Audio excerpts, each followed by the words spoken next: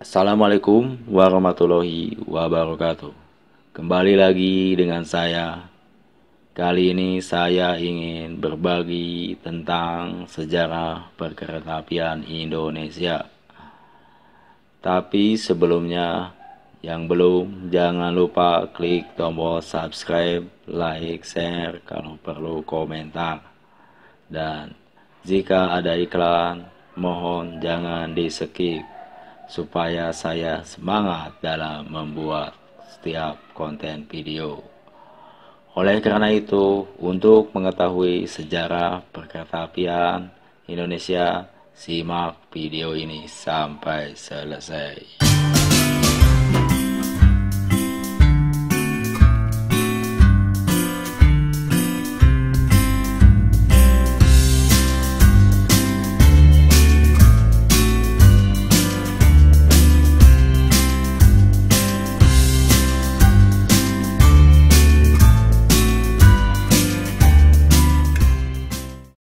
Penggal kisah sejarah perkeretaapian Indonesia.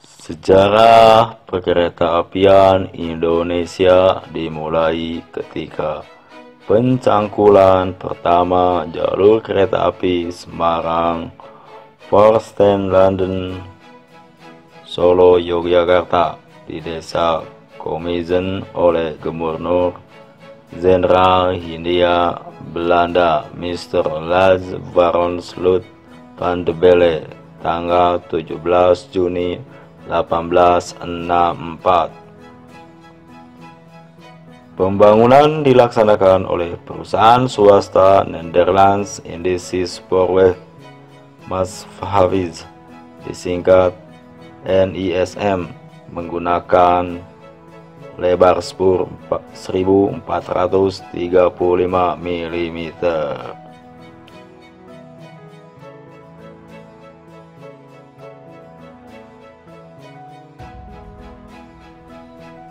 Sementara itu, pemerintah Hindia Belanda membangun jalur kereta api negara melalui Stadspoorwegen atau SS pada tanggal 8 April 1875.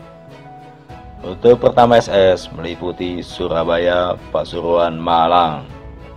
Keberhasilan NISM dan SS mendorong investor swasta membangun jalur kereta api seperti Semarang, Zoana, Stomtram, Mahavis atau SCS dan lain-lain.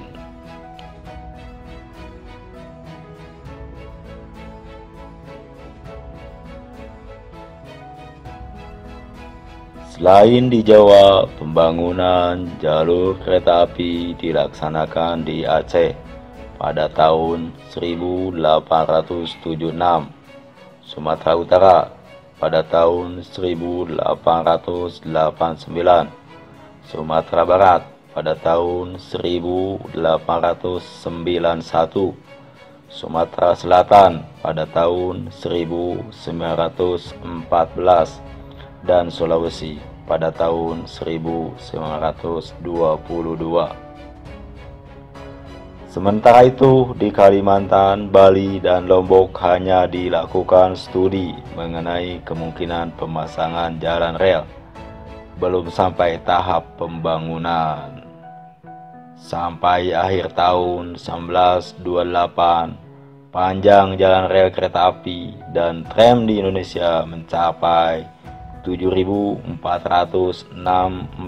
km dengan perincian rel milik pemerintah sepanjang 4.089 km dan swasta 3.375 km.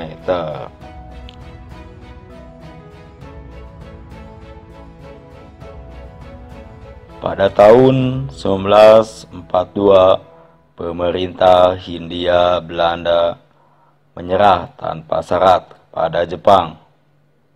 Semenjak itu, perkeretaapian Indonesia diambil alih Jepang dan berubah nama menjadi Rikuyu Sokyuku atau Dinas Kereta Api. Selama penguasaan Jepang, operasional kereta api hanya diutamakan untuk kepentingan perang.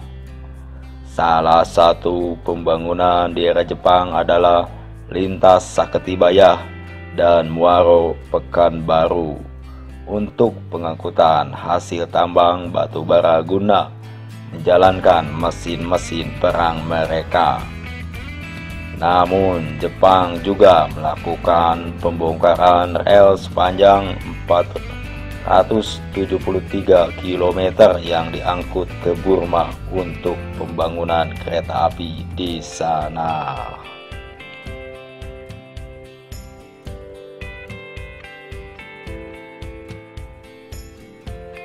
Setelah Indonesia memproklamasikan kemerdekaan pada tanggal 17 Agustus 1945, beberapa hari kemudian dilakukan pengambil alihan stasiun dan kantor pusat kereta api yang dikuasai Jepang.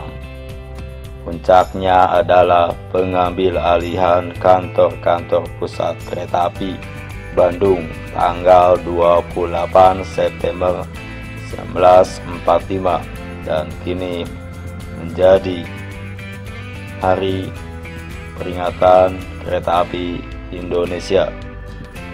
Hal ini sekaligus menandai berdirinya Jawatan Kereta Api Republik Indonesia atau DKARI ketika Belanda kembali ke Indonesia pada tahun 1946. Belanda kembali membentuk perkeretaapian di Indonesia bernama Staatsbouwvereniging dan Verenigde Spoorwegbedrijf, disingkat SS dan PS. Gabungan SS dan seluruh perusahaan kereta api swasta kecuali DSM.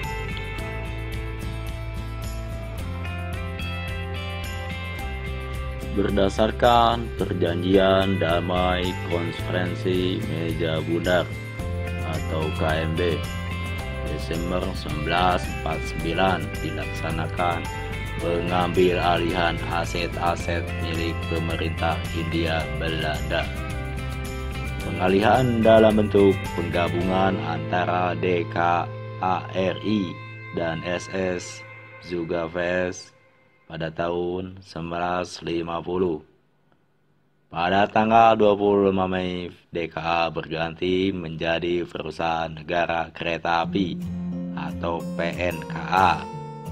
Pada tahun tersebut mulai diperkenalkan juga lambang wahana daya pertiwi yang mencerminkan transformasi perkeretaapian Indonesia sebagai sarana transportasi andalan guna mewujudkan kesejahteraan bangsa tanah air.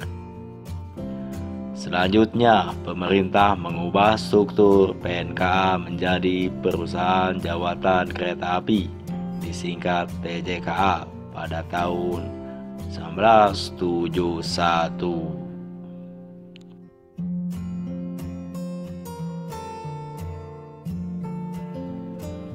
Dalam rangka meningkatkan pelayanan jasa angkutan, PJKA berubah bentuk menjadi Perusahaan Umum Kereta Api, disingkat Perumka, pada tahun 1991. Perumka berubah menjadi Perseroan Terbatas PT Kereta Api Persero pada tahun 1998. Pada tahun 2011, nama PT Kereta Api Persero berubah menjadi PT Kereta Api Indonesia Persero dengan meluncurkan logo baru.